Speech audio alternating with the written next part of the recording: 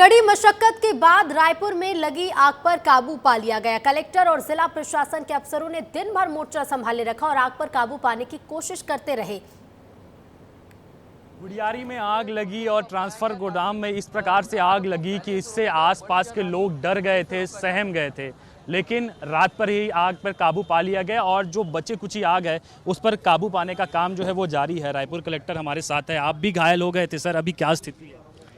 देखिए, बड़ी जब काम होते हैं, जो कि धुएं में काम चल रहा था, धुआं था, तो नज़र नहीं पड़ पाई, इसलिए वायर हो गया, चोट लग गई। लेकिन संतुष्टि इस बात की है कि चोट उतनी महत्वपूर्ण नहीं है। बिल्कुल सर, ये और एक टर्निंग पॉइंट की आप बात कर रहे थे और किसी भी घटना होती है तो उस पर टर्निंग पॉइंट महत्वपूर्ण भूमिका अदा करता है, तो इस बार इसमें क्या टर्निंग पॉइंट्स दिखाई दिए? देखिए, जानकारी मिलते ही हमारी तुरंत नगर निगम की टीम और नगर निगम कमिश्नर खुद लीड ले रहे थे। हमारे एडिशनल कलेक्टर हैं कीर्तिमान सिंह राठौर, वो तुरंत मौके पे पहुंच चुके थे। इन लोगों ने होमगार्ड कमांडेंट के साथ अंदर घुस के जब आग उतना विकट रूप नहीं ले पाई थी, इन्होंने जो सबसे बड़ा मैं मानता हूं टर्निंग पॉइंट था कि वहां पर इन लोगों ने तुरंत टैंकर पे चढ़ के, जो 6000 लीटर का टैंकर था ऑयल का, उसका ढक्कन खोल के और वाल्व खोल के, जो एक बहुत बड़ी दुर्घटना हो सकती थी अगर वो विस्फोट होता, और चूंकि वो टैंकर रिहायशी इलाके के जस्ट बगल वाले एरिया में थे, उसको जो खोला तो वो जो आग जरूर लगी लेकिन विस्फोट नहीं हो पाया उन बड़े टैंकर्स में। वो एक बड़ा है।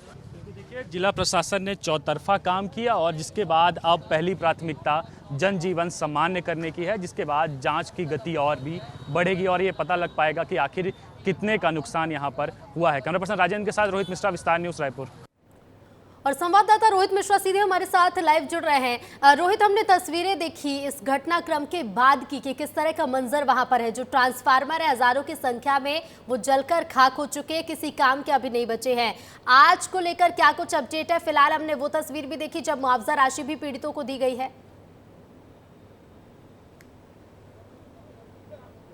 बिल्कुल, देखिए, घटना बड़ी थी, नुकसान बड़ा हुआ, विभाग को तो नुकसान हुआ ही, लेकिन इसके अलावा जो ट्रांसफार्मर गोदाम है उसके पीछे पे एक बड़ी रिहायशी कॉलोनी है और उस कॉलोनी के कई लोगों को भी नुकसान हुआ, जिस पर अब जो है वो निर्णय लिया गया। और निर्णय लेने के बाद आज सुबह ही तमाम राजस्व विभाग के अधिकारी मौके पर पहुंचे और मौके पे जो तमाम नुकसान हुआ है, चीज़ें क्षतिग्रस्त हुई हैं, उनका निरीक्षण किया गया, रिपोर्ट तैयार की गई और रिपोर्ट तैयार करने के बाद रायपुर कलेक्टर गौरव कुमार को भेजी गई, जिसके बाद राजस्व अधिकारियों ने तमाम जिनके परिवारों को, पीड़ित परिवारों को जिन्हें आगजनी की घटना से नुकसान पहुंचा है, उनको राशि जारी की। लगभग 40 परिवारों को ये राशि जारी की गई, जिसमें 3,60,000 रुपए की राशि थी जो छोटे छोटे टुकड़े पे परिवारों को दी गई। किसी परिवार के मेन लाइन पे दिक्कतें आ गई, वायर जल गया, उसकी राशि दी गई।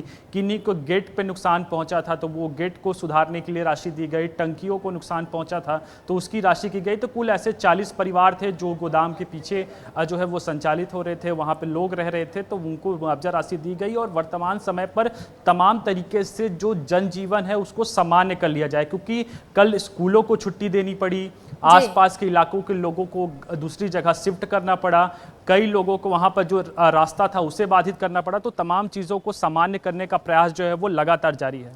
बिल्कुल रोहित, देखिए, हमने कल की जो तस्वीर देखी थी, आसपास का रिहायशी इलाका नजर भी नहीं आ रहा था, सब कुछ धुएं की चपेट में था। आधी राजधानी रायपुर बादल से नहीं बल्कि धुएं से ढकी हुई नजर आ रही थी। आज की अगर बात करें, बिजली विभाग की ओर से किस तरह से व्यवस्थाएं आज प्रभावित हो रही हैं?